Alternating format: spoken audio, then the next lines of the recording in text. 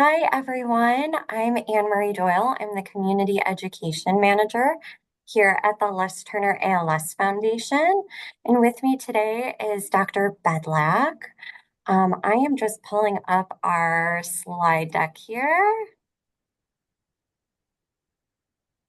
And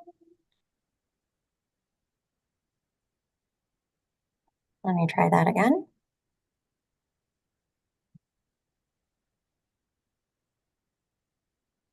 Oh. All right, so I just want to remind you all that you are muted and you're off camera. So sit back, relax. The webinar today should be about an hour or so. If at any point you have to run or you know somebody who wanted to come but wasn't able to, something came up, don't worry, we are recording this and it should be up on our website within the next couple days or so. Um, Hold on.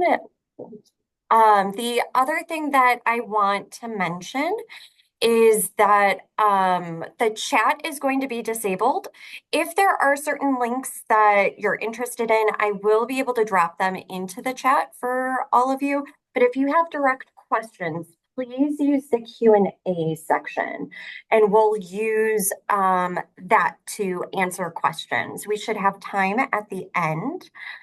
Before we get started, I just want to thank our partners who have made this possible. So the ALS Learning Series is made possible due to some grants from the Gilbert and Jacqueline Fern Foundation and our industry partners, Mitsubishi Tanabe Pharma America. If you are interested in learning more about ALS, maybe you're interested in past ALS learning series, or you need help making a decision, please visit lesturnerals.org. We have free online tools.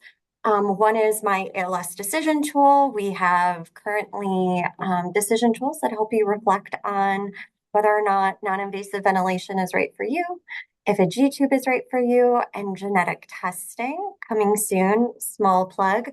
We will also have one in December on clinical research, participation in clinical research. And we always want to connect you to the National ALS Registry. You can learn more at cdc.gov/ALS. If you want to be connected to clinical research opportunities or by filling out through multiple different surveys, you can help doctors learn more about ALS. And with that, it is my absolute pleasure to be able to introduce you to Dr. Bedlack. Dr. Bedlack grew up in a small town in central Connecticut. He went to college at William and Mary in Virginia and then headed back to Connecticut for his MD and PhD in neuroscience at UConn. Finally, he came to Duke where he completed his medicine internship in neurology residency, neuromuscular fellowship, and a master's in clinical research science. He is currently the Stewart, Hughes, and Wendt Distinguished Professor of ALS at Duke and Director of the Duke ALS Clinic. He's won awards for teaching and patient care, received ALS research grants, participated in ALS clinical trials, and has published more than 160 ALS articles. He's the leader of the International ALSUntangled program, which I will put that website in our chat. Highly recommend to check that out.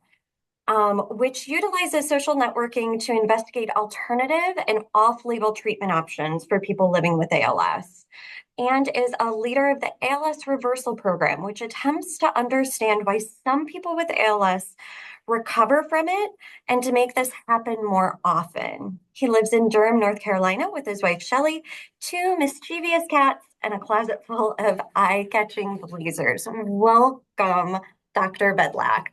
I'm going to stop sharing my screen and send it over to you.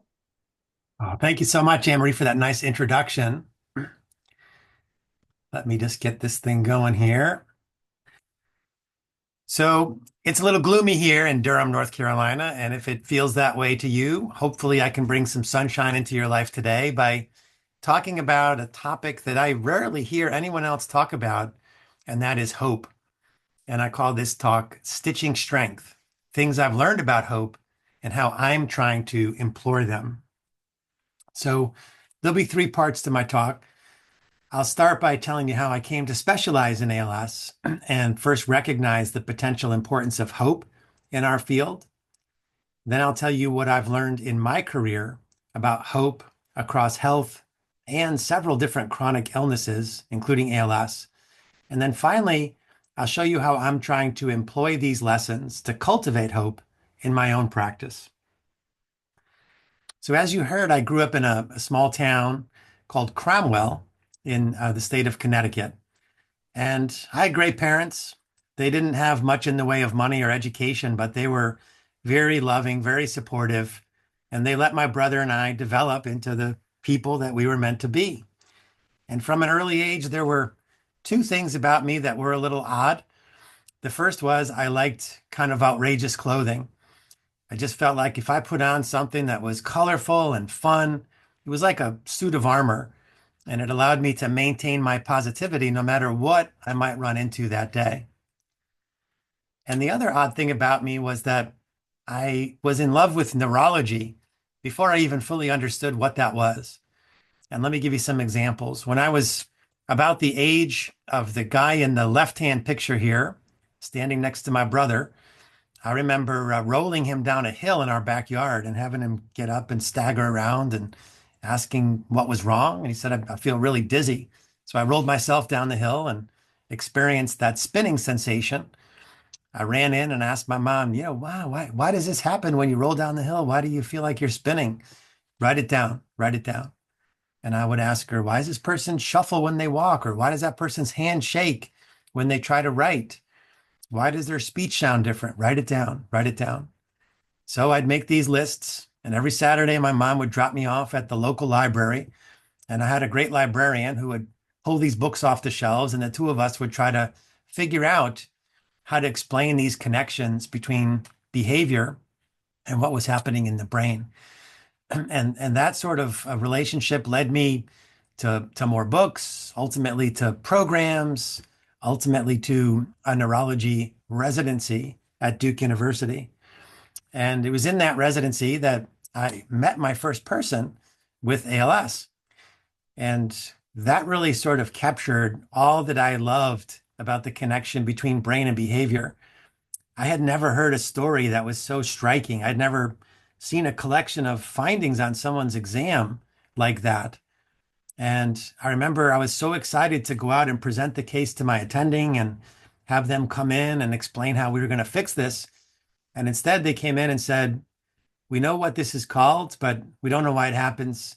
And there's nothing we can do about it. You just have to go home and get your affairs in order. And then they just stood up and walked out. And I remember driving home that day and thinking, gosh, if I feel this bad about this case, I can't even imagine what that patient and their family feel. And so that was the day I kind of decided I would stay here at my institution and try to change things, that I would build a program, a clinic that would offer people options for living the best life that they could with the disease. And so the first few years, that consisted of reading everything I could get my hands on and traveling around the country to see how the world experts in ALS were taking care of their patients. And what I was learning about was the science of ALS.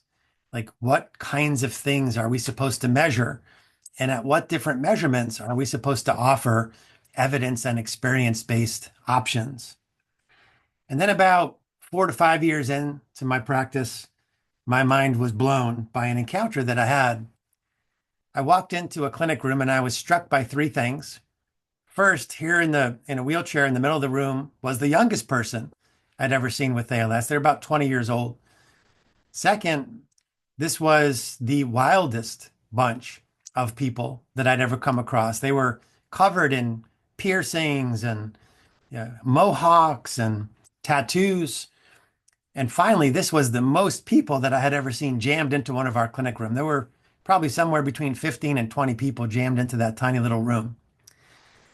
And as I started talking to the patient, interviewing him, examining him, I couldn't help but notice that almost everybody in the room had one tattoo in common.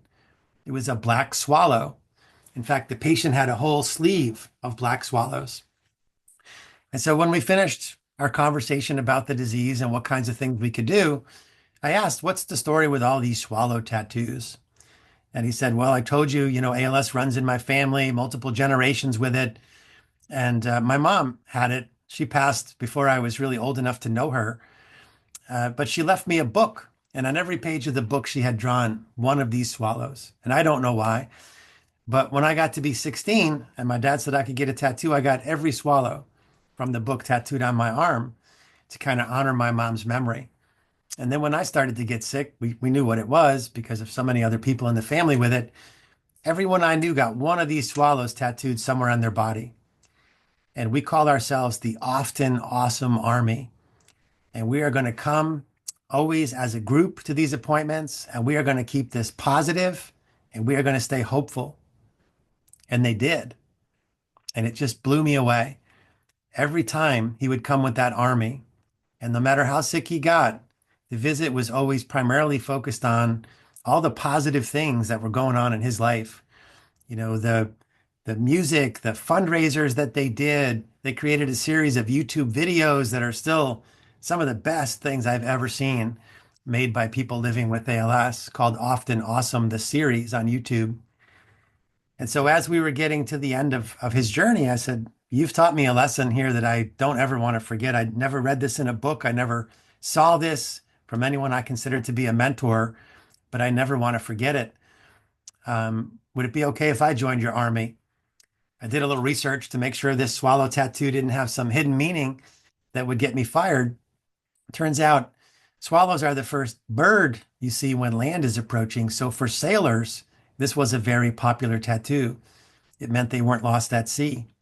So I got it right there on my left wrist. And the reason I got it there was the last thing we used to do before everything was computerized was we would physically sign a chart. And that would pop out of my sleeve. I'm left-handed. And it would remind me of that guy and the lesson that he taught me of the power of hope. It would remind me if I hadn't already said something to that patient and family that was hopeful, I needed to go back in and do it because not everyone has an Often Awesome Army. Sometimes that's got to be me. So, really, ever since that day, I've been thinking about hope, what it means, how I can get better at it. And I've read a ton of articles. And there's really quite a bit published on hope and health and hope and disease, altogether more than 70,000 publications in those topics. Surprisingly, not nearly as much published in ALS. 279 publications come up when you search those terms. And sadly, most of them really aren't about the topic of hope. They have hope in the title. Um, so what I've learned from this literature review is there's ways to define hope. And these are two of my favorites. Optimism combined with a belief that one has the agency to make things better. It's a state of positive motivation, and it's based upon three things: having objectives and goals, having routes for achieving those goals, and finding the motivation to go down those routes.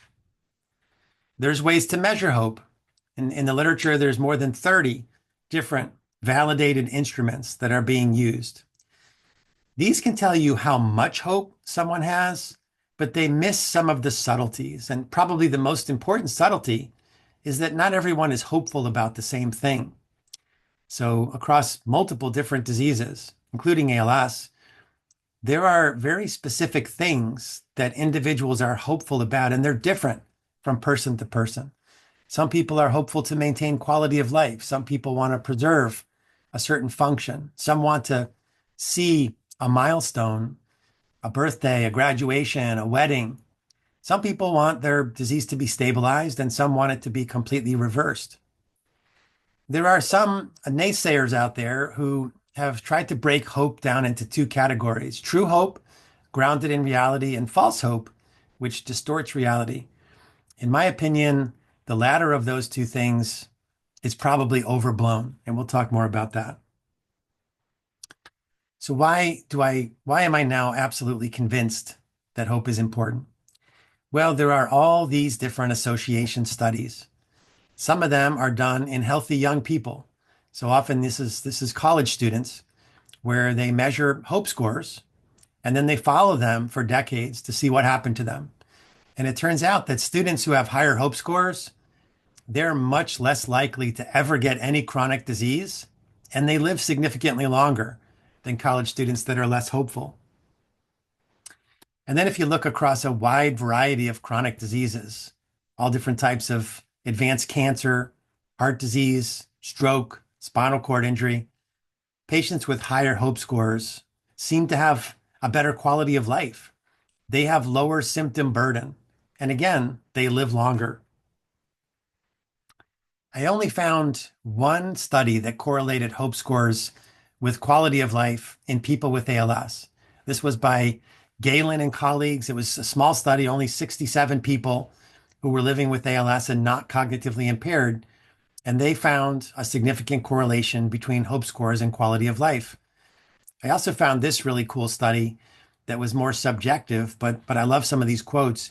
So here they asked 12 people living with ALS about their perceived benefits of hope. One person said strength and power. Another person said it enables me to retain my spirit, to withstand difficulties, depression, and crises. And then finally, one person said there's frustration. And then you fill yourself with negative energy. You're constantly angry.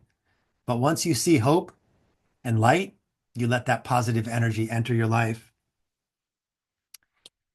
So, how could hope possibly do all these things that we just talked about? Well, there's some different theories about that. Some people think that there's actually a biological mechanism behind hope. And when we go back to those healthy volunteer studies, when they put those healthy students into something called a functional MRI scanner, those with higher hope scores have a different pattern of brain activity. They have less activity in something called the mesial orbital frontal cortex, the front of the brain right here. So, what does that part of the brain do? We think it's involved in anxiety and stress. So, they're less anxious, less stressed. In the healthy volunteers, those who are more optimistic and hopeful, they have different patterns of DNA activation. And some of the genes that are differentially activated are involved in psychiatric disorders, cardiovascular disease, cognitive impairment, and cancer. And then in healthy volunteers and patients with a whole bunch of different chronic diseases, those who are more hopeful, they have lower levels of inflammatory hormones and small molecules in their blood. I know some people will have a hard time buying that hope could actually have a biological effect on someone. So maybe you'll buy this argument. There's also a practical explanation as to how hope could affect all those other measures. So in healthy people, those with higher hope scores, they're the ones who are more likely to engage in healthy behaviors like exercise and weight control. They eat a healthier diet. They manage their stress. They don't smoke. In patients with a wide variety of chronic diseases, heart failure, kidney disease, mental illness, lupus, those with higher hope scores, they're also more adherent to evidence-based treatments. And so if you're more likely to use evidence-based treatments, it's not a stretch to understand that you would do better medically. So next I asked myself, where does it come from? If I believe that it's really important, where is it coming from? And the answer should not have surprised me. Most hope studies show that strong associations between hope and your network. And that's what I learned from that very first patient. He had an often awesome army. Your social network, your spiritual network, your religious network. People with more hopeful networks are more hopeful. There's really only one medical condition that appears to consistently pull down hope scores, and that's depression. So I think if you have a person who doesn't seem to be very hopeful and they're depressed, sometimes treating their depression is an important first step. And then you can start to do some of the hope boosting strategies that we'll talk about. But most studies show no relationship between hope scores and age, race, sex, level of education, marital status, type or stage of illness, including ALS. So in one study, they looked at people with different degrees of ALS as measured by the ALS functional rating score. And they compared that degree of disability to the hope score. And there was no relationship. In fact, the most hopeful person who had a perfect hope score had a 0 on the ALS FRSR score, meaning they were quadriplegic, trach ventilated using a feeding tube, but their hope score was off the charts. So, as I mentioned, not everyone has an often awesome army. Is there a role for the physician? Well, again, when we look at other diseases, mainly this is studied in cancer, patients identify a sustained and meaningful relationship with healthcare providers as an important place where they get hope. And if you look at the sickest of the sick cancer patients, those very far into their illness who are hospitalized, the majority of them are saying the person in the hospital they look to for their hope is their doctor. What specific physician behaviors are thought to influence hope? Well, hope boosting behaviors include taking time, having a caring attitude, being respectful, being optimistic, being on the leading edge of your field, and having a sense of humor. Hope suppressing behaviors, being cold, disrespectful, presenting the patient with conflicting information, presenting them with discouraging information. That last one is tough because sometimes in ALS, we do have to have some hard conversations.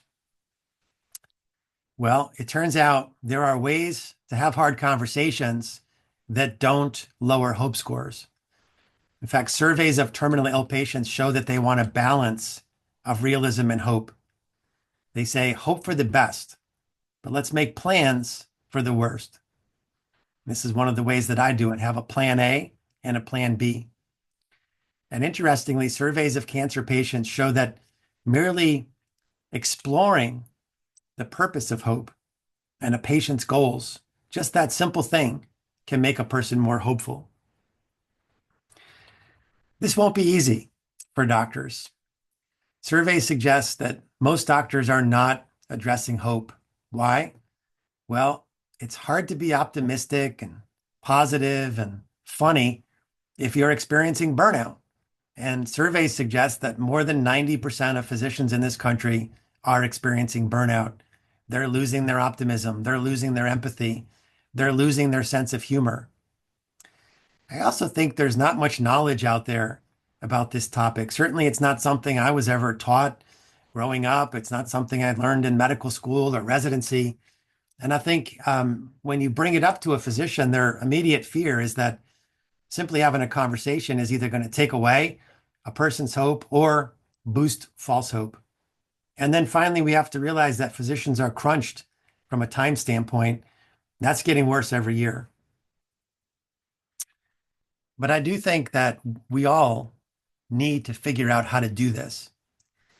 And the reason is there's consequences to not providing hope.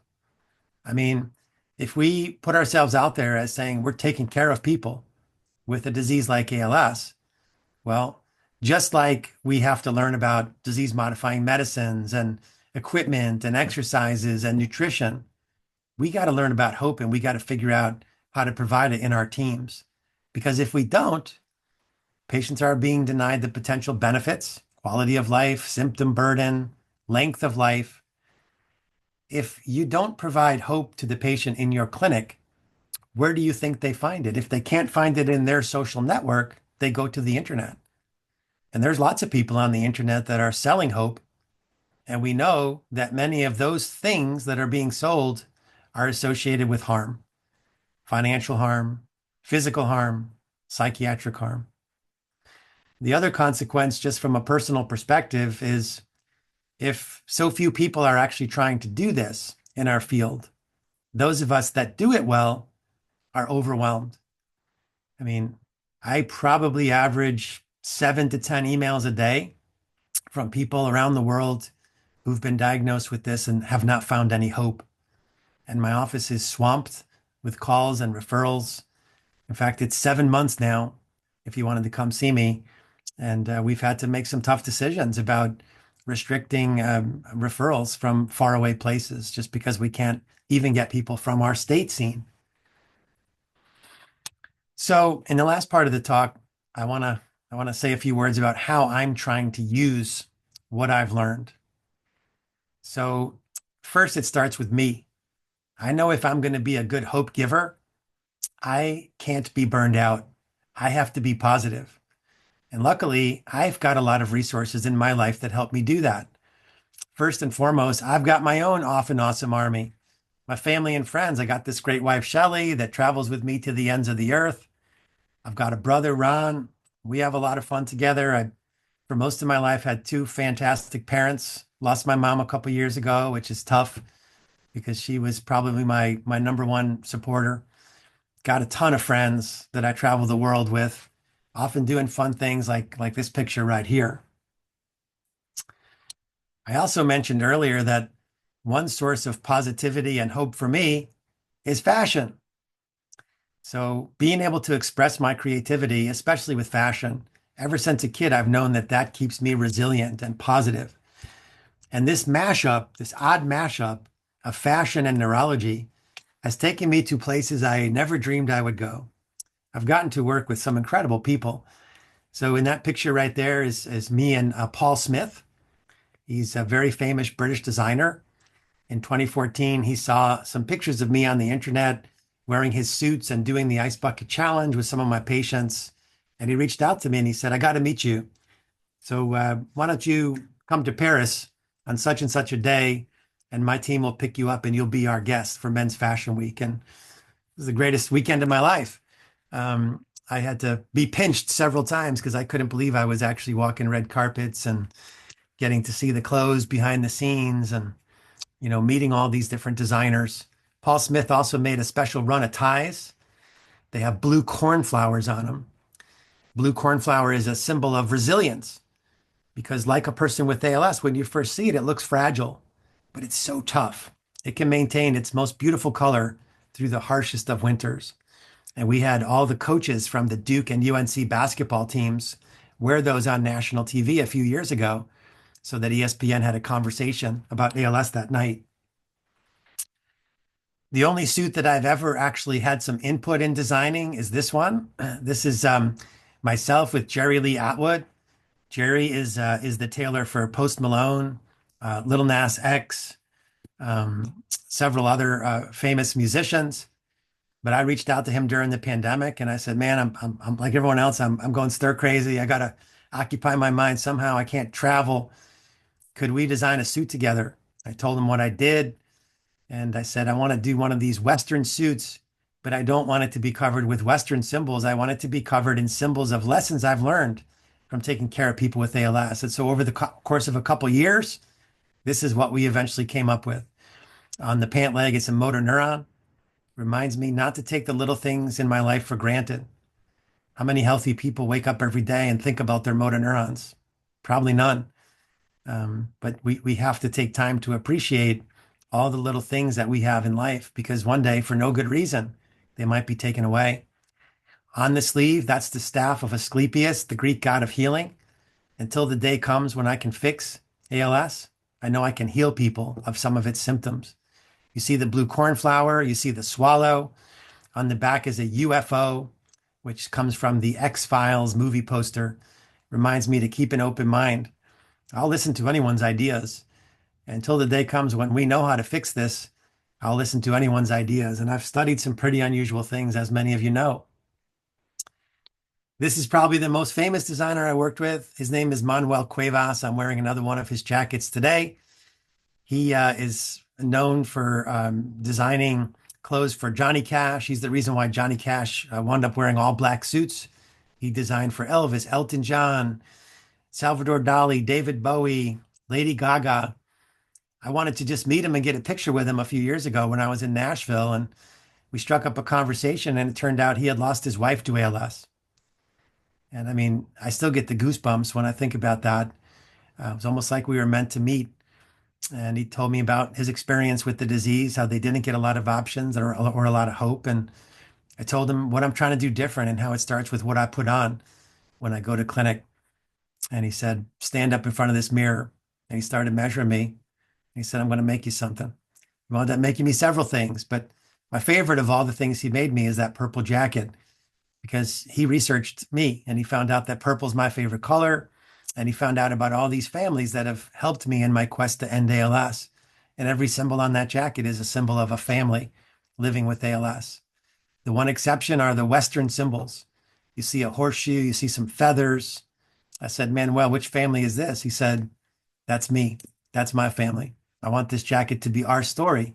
And when you wear it, I want you to tell your patients the story. Some of the newer designers, I found a hat maker who had a person in their family with ALS, and they designed me a fashionably fighting ALS hat with a blue cornflower on it. I found a designer in Charleston who goes by the name of Respoke. He takes old garments and he patches them up with colorful silk scarves. And so this is an old suit that I had in my closet that I was going to give to Goodwill. And he patched it up with some really cool pictures of cats because I love cats. But it just occurred to me, like, until the day comes when I have a cure for ALS, that's a lot of what I do. I take someone who might come in a little frayed, a little worn, and I try to patch them up with options and with hope. And then this is my newest collaboration right here. This guy I met on Instagram. He goes by the name of Imp of the Perverse. Many of you know that this summer was the 10th anniversary of the Ice Bucket Challenge. And so I said, Imp, we got to do a blazer commemorating the Ice Bucket Challenge. And so I'll play this short video for you to show you what he made me.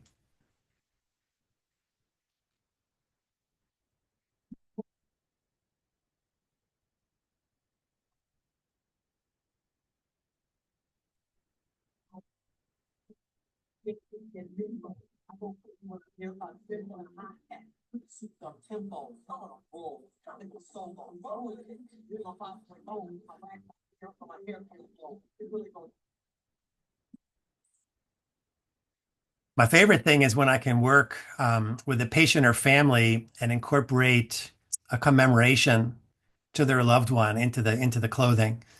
And so this is an example of that. This is the son of a patient that I took care of some years ago named Brett. Brett loves sneakers. And so he reached out to me and said, let's do some custom Air Jordans. And so these are the ones that I designed. They have motor neurons and they say fight ALS on the back. And these are the ones that Brett designed. They say ALS sucks on one shoe. Those are the initials of his stepdad and the day that his stepdad passed. And this is a caricature that he had made of his stepdad, which he also put on blazers that the two of us have worn to ALS events. Found a family in Charleston that lost a loved one and now owns a jewelry store. And they did a collaboration with Tudor Watches to raise money for an ALS research study that I'm going to be launching next year. So on the back of these Duke blue Tudor watches, it says it's time to end ALS. You have a blue cornflower and you can get your name on it. I've even got my ALS team here at Duke, which has grown. It's now 20 clinicians to engage in some of this crazy fashion with me. So once a month now, we pick a theme and we all have to dress in that theme. And we even alert patients who are coming. We invite them to dress in the theme if they want to too. So this is probably my favorite of all the themes that we've ever done. This day, the theme was supposed to be dress as your favorite superhero. So I dressed as Doctor Who. And as you can see, everyone on my team dressed as me. So another thing that I have found to be really important is I have to make myself see the patients that are coming into my clinic as people. And there's no other way to do that than to spend time. And I do that in clinic. So much to my boss's dismay, I spend about 2 hours with a new patient, 45 minutes for a return. But I also feel like I need to spend time with patients and families outside of clinic. This helps me to understand who they are. You know, beyond ALS, I want to understand their lives. I want to understand their support system. I want to understand what brings them joy. I also think this helps patients to see that I care. And I have to say, these events that I've been to with my patients have been so much fun and they've brought me so much more positive energy. So I've been out on the court at Cameron or Hoops for ALS. I've consumed amounts of beer for Ales for ALS. I've thrown out the first pitch at Lou Gehrig Day. I've been to Aim for a Cure, an archery event. Didn't hit a single thing. I've been to a bunch of golf fundraisers and played with some real interesting characters, including Bill Murray. I've been inside race cars. I've been to the World Series of Poker, One of my patients actually held a poker tournament here in town. I went out to support it.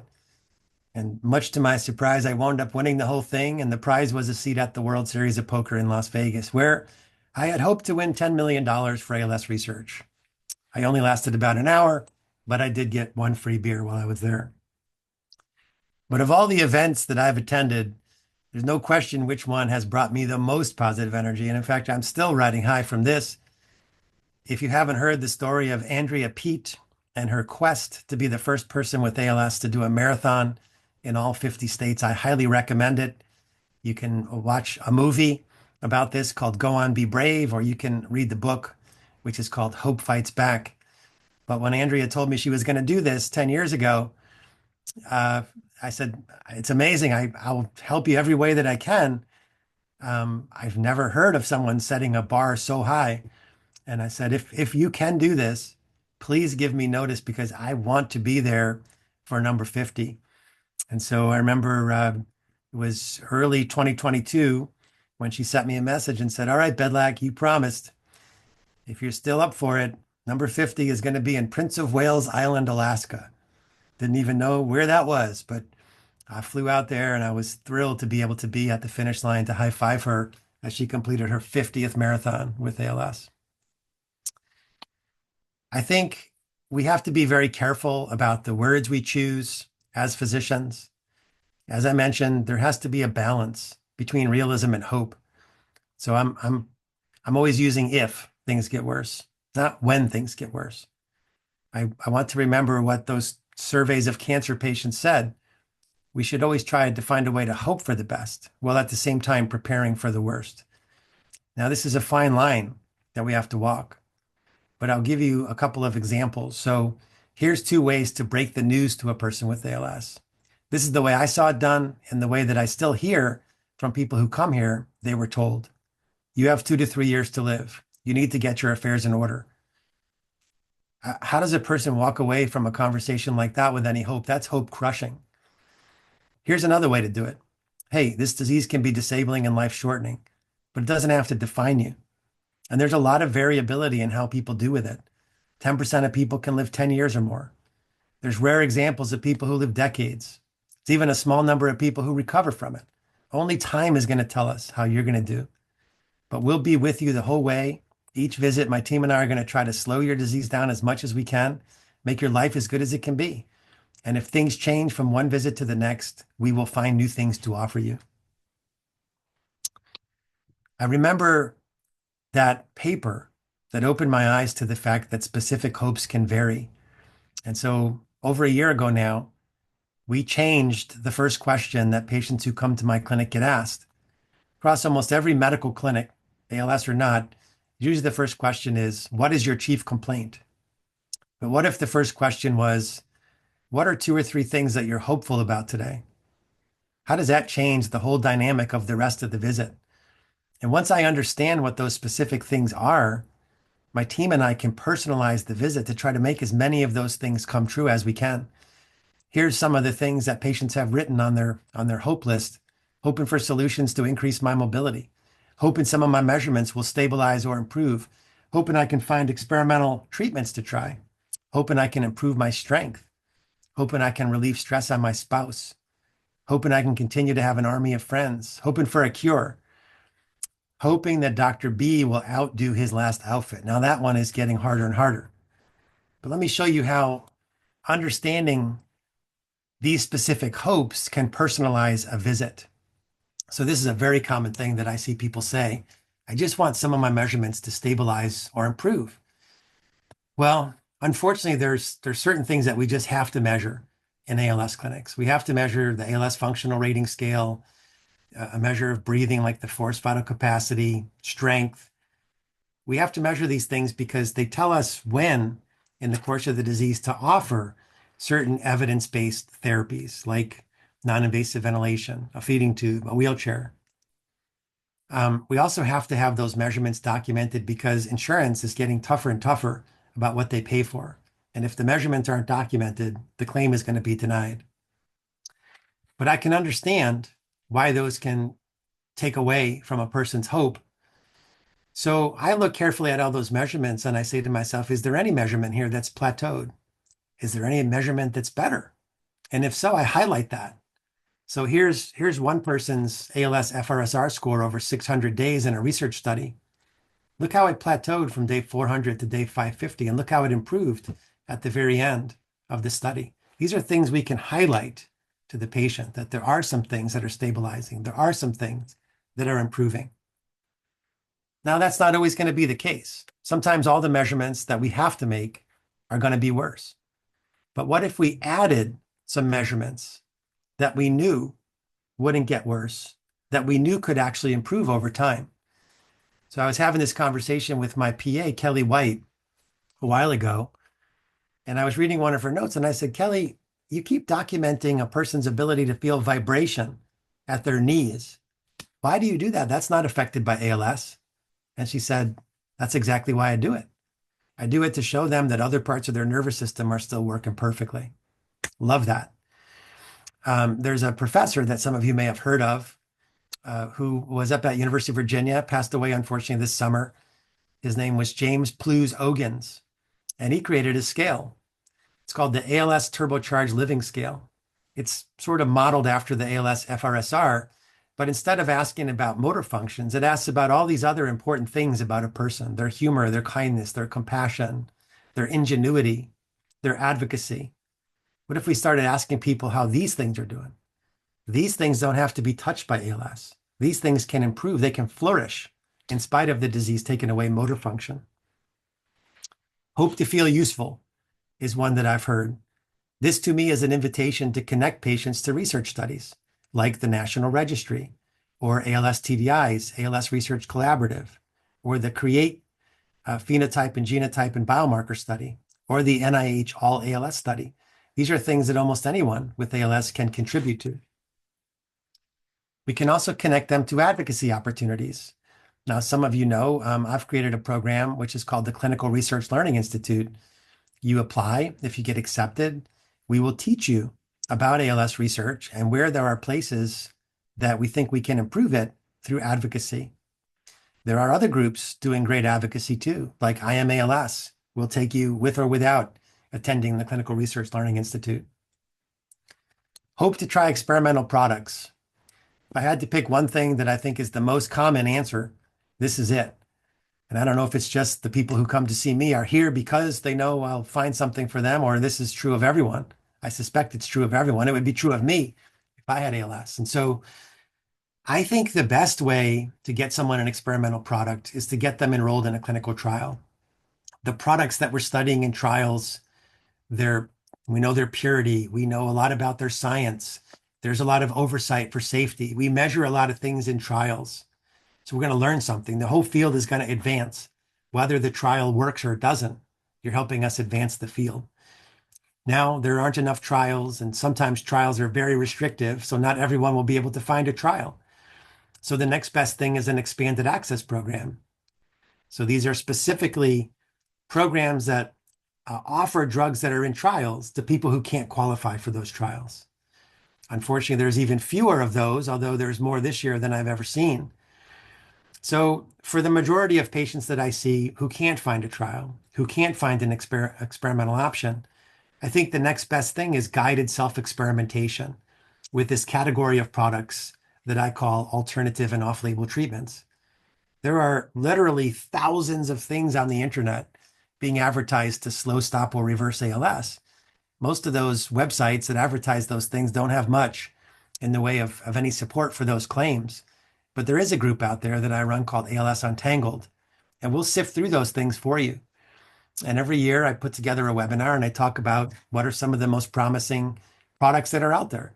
That webinar exists right now on the Neil's website for those of you that want to watch it. There will always be some folks who write cure on that list, and I get it. And believe me, I'm so frustrated that I've been doing this for 23 years and we don't have it yet. But we're working hard. There's more research going on now than I've ever seen. We're understanding the disease better than we've ever understood it. We're coming at it from more different directions with more efficient designs than I've ever seen. And I tell them, well, I don't have the cure yet. We can try something new today. And we can hope that that stabilizes or improves things. That's plan A. Plan A is always to stabilize or improve things. But we can't ignore having a plan B, especially at certain points in the course of the disease. We need folks to think about tough decisions like feeding tubes and ventilators, DNR, hospice, those kinds of things. We need people to decide on those things. It's better to have decided on an option that we never need than to need something that we never made a decision about. So I hope you can tell by the passion that I've spoken with today that this is a topic of great importance to me. I really believe hope is more than just an emotion. It's more than a coping strategy. I think hope is a treatment, and I'm trying to become a better hope giver.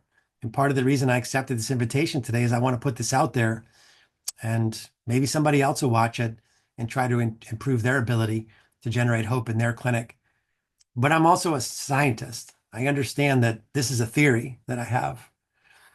I need to prove it.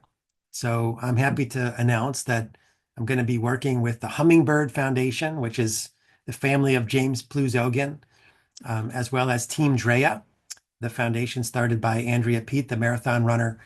And we're going to be doing a study of a hope boosting intervention that we can employ in our clinics. We're going to see if we can actually boost hope scores.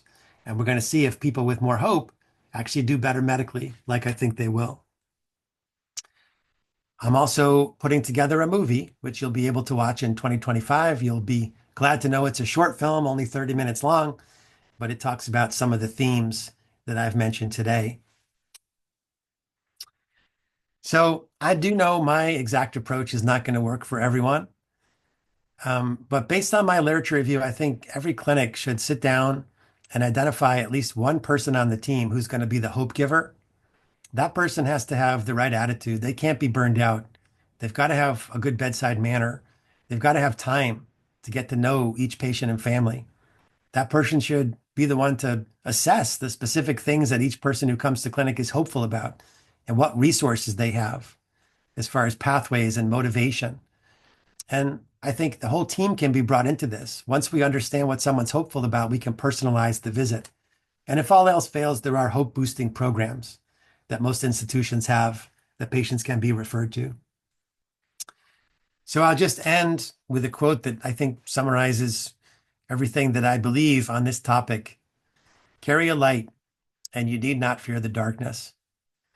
No matter how bad things get with ALS, it's always possible to sit down and make a list of things that you're hopeful about and use that list to create specific goals, develop pathways for achieving those goals, and look around you, assess your resources. Those will help you to find the motivation to go down those pathways. So thank you for listening today. I'll stop my share and I'll be happy to answer some questions. Wow, Dr. Bedlack, I don't know where everybody else is, but it is such a gloomy, gloomy day in Chicago in the suburbs. And I have to say, this brought so much sunshine to my day. Um, okay, so there are some questions that have come through. One was specifically about collaborating. So do you think that like increasing collaboration might be able to bring more hope to people living with ALS? I mean, I think there's different ways that collaboration can bring more hope. I mean, I would say that this field is more collaborative now from a research standpoint than it's ever been. Like we're going to be at the International Symposium on Motor Neuron Disease in about 3 weeks in Montreal. They're expecting about 1,500 people from all over the world at this meeting. And so I hope that all those people will come away from that meeting with some exciting research that they can go back and talk to the patients in their clinics about. Because I think that's one way that this can happen. I mean, another way that I would love to see it happen is I would love to see patient advocacy groups like yours and others that, sponsor clinics or certify clinics. There's certain things that they boxes that they check. Like, for example, you have to have a speech therapist, you have to have a nutritionist, you have to have a social worker to to call yourself a multidisciplinary clinic or to get our money or to, get our gold star for being a certified center of excellence. But there's nothing on there about hope. And, I think at some point, I'm hoping if my trial is positive, I'll be able to convince folks that there needs to be a hope-giving strategy in each clinic. Just tell us, what is your hope-giving strategy? Like, what is your clinic doing to try to keep people with this disease and their families hopeful? Because if there isn't one, then you shouldn't be getting that funding and you shouldn't be getting that gold star rating because you're not doing something that is medically important for these folks. Did you just come up with another certification? Like, could we have certified centers of hope? I like that there might be something there, Dr. Bedlack. Um, Other questions. Do you have any advice on how to communicate with a neurologist who maybe you're not necessarily understanding their message, or their message isn't necessarily jiving with your hopes and goals? How might you broach that topic? Yeah, I know that most doctors, they're crunched for time and they appreciate it when patients come in organized. So, a lot of times patients will come in and they'll send ahead of time, here's my list of things I'm hoping to accomplish at the clinic. So what if you do that, you send your clinic team or your neurologist or your coordinator, whoever it is that you communicate with ahead of time, hey, here's two or three things I'm hopeful can be accomplished in my visit. Like for example, if one of them is connection with an experimental treatment, hey, give them a little bit of time ahead of time. Maybe they can sit down and actually say, well, I don't have a trial or expanded access program, but let me do a little research on what's happening across town. Oh, by the way, there's a new expanded access program that just opened up. Here's information that I pre-printed for you about that. So I don't think you're going to change a person's personality. Like, thank goodness you're never going to get your neurologist to dress as crazy as me. Otherwise, who would I be? Um, but I do think that you could empower them to help you to be more hopeful, with still staying within the constraints of, their time. And I think if you sent them something at a time to say, hey, here's two or three things I'm hopeful about, whatever you can do with your team to help me realize some of these, I'd so appreciate it.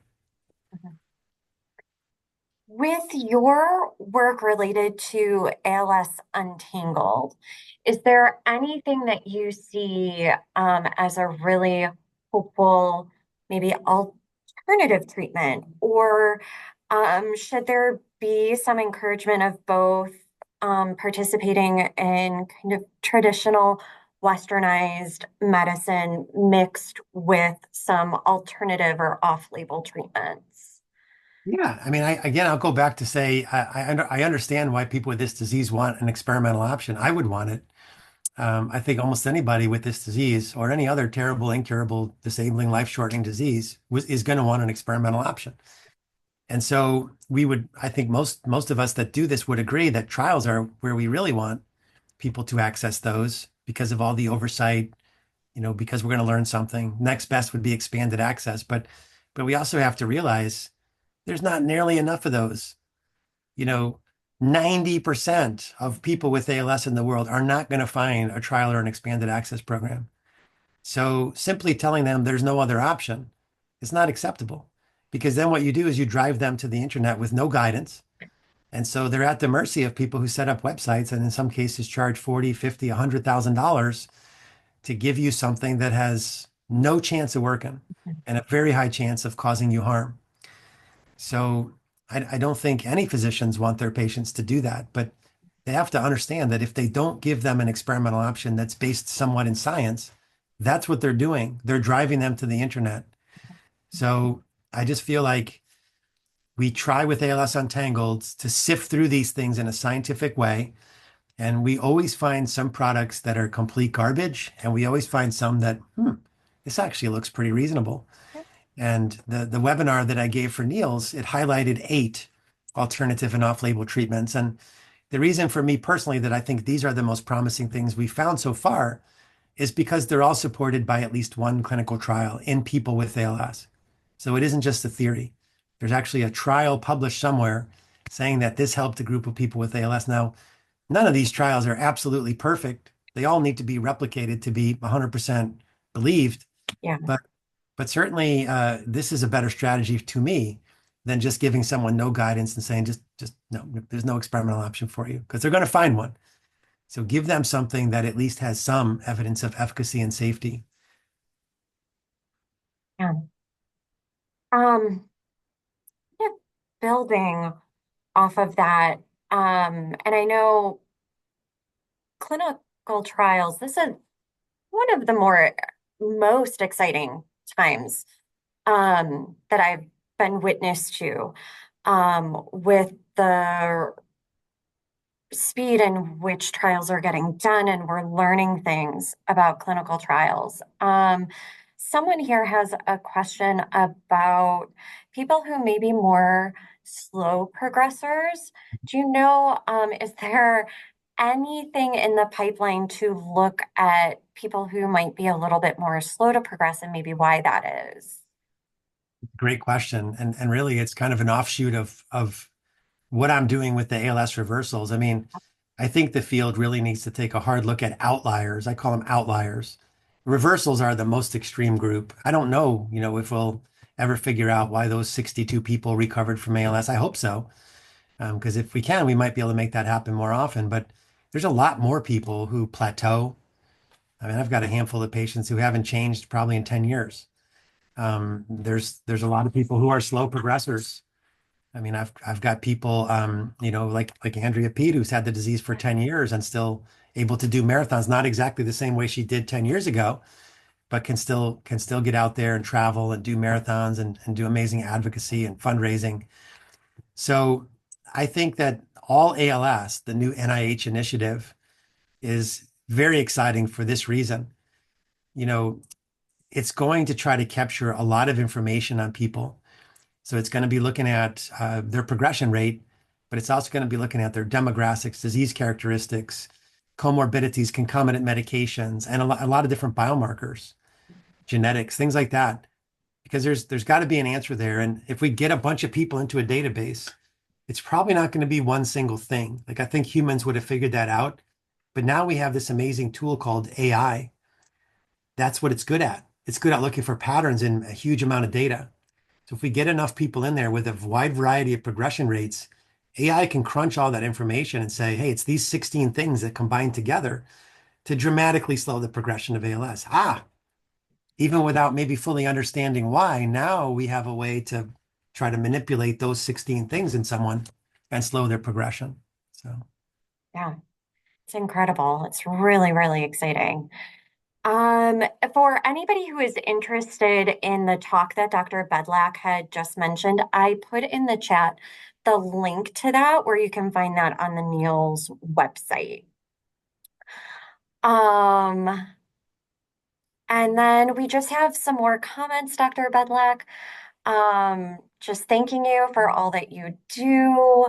Um, People highlighting the National ALS Registry and completing those surveys. When our team sees trends, example, 4 people all worked in the same factory and all got a diagnosis of ALS.